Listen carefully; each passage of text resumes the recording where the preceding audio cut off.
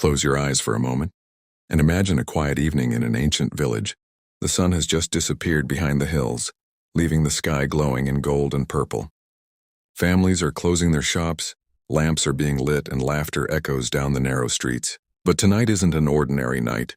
It's a night of celebration, the night of a wedding. And in that culture, a wedding wasn't just about two people saying, "I do." It was the biggest community event you could imagine. People sang, danced, and feasted for days. It was joy, color, and unity all woven together. Now, at the center of Jesus' story, there are 10 young women, often called the 10 virgins. They were bridesmaids, chosen for a special honor, to welcome the groom and escort him into the wedding feast. They each carried a small lamp, a simple clay bowl with a wick fueled by olive oil. Their task was simple but sacred. When the groom comes, light the way and join the procession into the celebration. But here's the twist. No one knew exactly when the groom would arrive. In those days, the groom would first go to his bride's home to finalize the marriage agreement, then return to his own house for the wedding feast. It could happen in the evening, at midnight, even before dawn, so everyone had to be ready. The 10 young women gathered together outside, waiting with excitement. They all looked the same, dressed in bright robes, lamps flickering gently in the night. They all expected to meet the groom, but hidden in this moment was a difference that would soon be revealed. 5 of the women were wise and 5 were foolish. The wise ones had thought ahead. They carried extra oil in small flasks in case the groom took longer than expected. The foolish ones, on the other hand, brought no extra oil, just what was already in their lamps. At first it seemed like such a small detail. Why carry more than you need? But this story, this simple picture, holds a truth so deep that Jesus said it could decide where we spend eternity. Sometimes in life we all look ready on the outside. We all hold lamps, our faith, our church attendance, our outward appearance.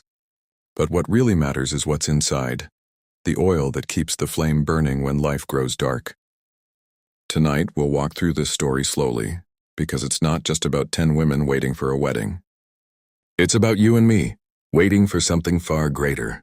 Hours passed, the laughter faded, the excitement began to quiet down.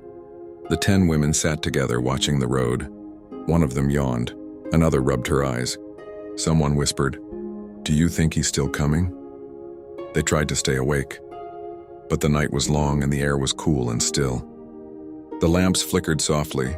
Eventually, all 10 of them, even the wise ones, fell asleep. Then and suddenly, at midnight, the silence was broken. A voice shouted through the night, "Behold, the bridegroom is coming, go out to meet him." In an instant, everything changed. The women woke up in a panic, eyes wide with excitement. They grabbed their lamps and quickly began trimming the wicks. But within seconds, the foolish virgins realized something was terribly wrong. Their flames sputtered and then faded. The oil was gone. They gasped, shaking their lamps. "No, not now," one cried. "Please give us some of your oil," they begged the others. "Our lamps are going out." The wise virgins looked at them with compassion, but also with understanding. They said gently, "We can't. If we share our oil, there won't be enough for both of us. You need to go quickly and buy some for yourselves." So the 5 foolish women ran off into the darkness, desperately searching for oil sellers, running down quiet streets, knocking on closed doors, hearts pounding. And while they were gone, the bridegroom arrived. The night lit up with shouts of joy. The wise virgins, their lamps glowing bright, rose to meet him with laughter and dancing. The procession began.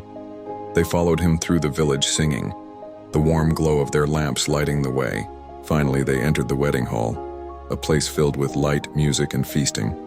And then the door was shut. Moments later, the foolish virgins returned, breathless, oil flasks in hand, their lamps finally burning again. But when they reached the door, it was too late. They knocked and called out, "Lord, Lord, open the door for us." And from the other side came a calm, firm voice, "Truly I tell you, I do not know you." And the door remained closed. Outside in the dark, the foolish virgins stood in shock. Their hearts sank as they realized the truth. They were invited, but unprepared. They were chosen, but careless. They had lamps, but no lasting light. The celebration continued without them.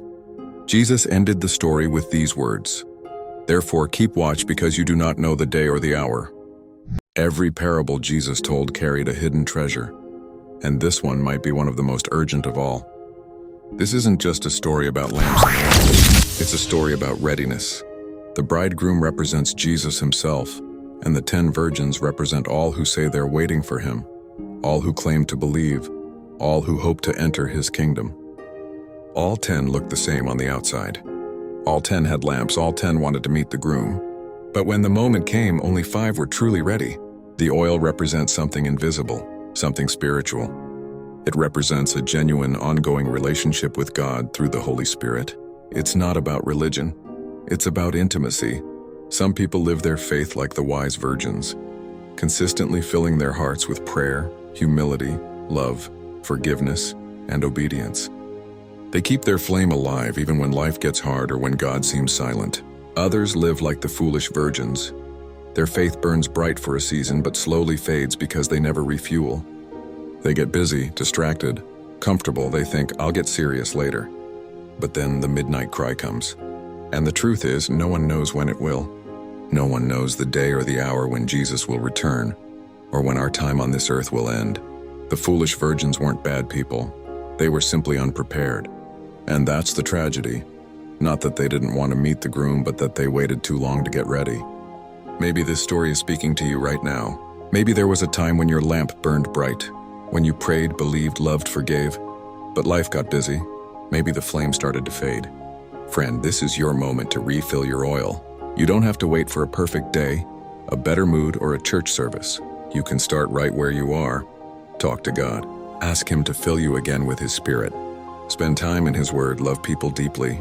Keep your heart humble and ready. Because when the bridegroom comes, whether tonight or 100 years from now, you'll want your lamp burning bright. Let's not live as if tomorrow is guaranteed. Let's live ready, every day, every moment. When Jesus returns, it won't matter how bright our lamp once was. It will matter if it's still burning. So stay awake, stay filled, stay faithful, because one day a voice will cry out again, "Behold, the bridegroom is coming." And on that day, may we rise with joy, with light in our hearts, and join Him in everlasting celebration. Therefore keep watch, because you do not know the day or the hour. Matthew 25:13. If this story touched your heart, take a moment right now to pray. Even a simple prayer. Lord, help me keep my lamp burning. Fill me with your Spirit. Keep me ready for your coming. And if you found this story powerful, share it with someone who might need this reminder too, because sometimes one story can open someone's eyes before it's too late. Thank you for watching. Stay blessed. Stay ready and keep your lamp burning.